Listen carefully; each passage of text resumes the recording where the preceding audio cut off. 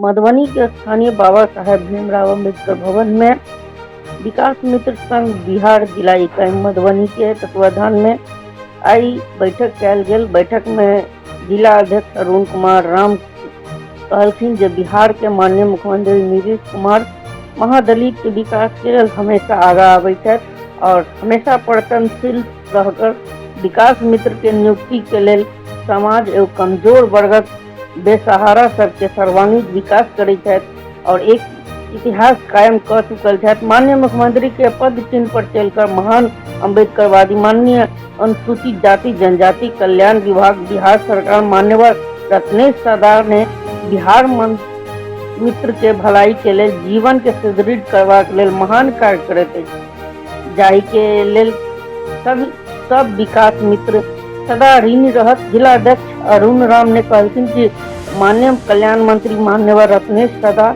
महादलित आयोग सदस्य मान्यवर रत्नेश राम के कठिन परिश्रम से माननीय मुख्यमंत्री नीतीश कुमार विकास मित्र के मानदेय 25,000 रुपया साबित कर दिलखिन जे महादलित के लेल मुख्यमंत्री नीतीश कुमार महान अम्बेडकरवादी तथा समाजवादी व्यक्तित्व है। विकास मित्र के मानदेय सम्मानजनक बढ़ावा के लिए मधुबनी जिला में विकास मित्र के जिला के तमाम विकास मित्र के साथ माननीय मुख्यमंत्री कल्याण मंत्री माननीय सदस्य महादलित राम नरेश राम के कोटि कोटि धन्यवाद करे छे। आओ विशेष लोक से जानी। आज आप लोग अम्बेडकर भवन में बैठक किस वजह से रखे हुए हैं?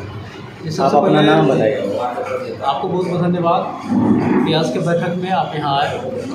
आज हम लोग माननीय मुख्यमंत्री जी के द्वारा जो कल विकास मित्रों की मानदेय बढ़ोतरी की गई है उससे संदर्भ में हम लोग माननीय मंत्री जी अनुसूचित जाति कल्याण विभाग माननीय रत्नेश सदा जी का हमारे बिहार महादलित आयोग के सदस्य आदरणीय रामनेश जी के लिए और माननीय मुख्यमंत्री जी को हम सभी विकास मित्रों की ओर से यहाँ बधाई सह सम्मान कार्यक्रम के लिए यह बैठक आयोजित किए हैं।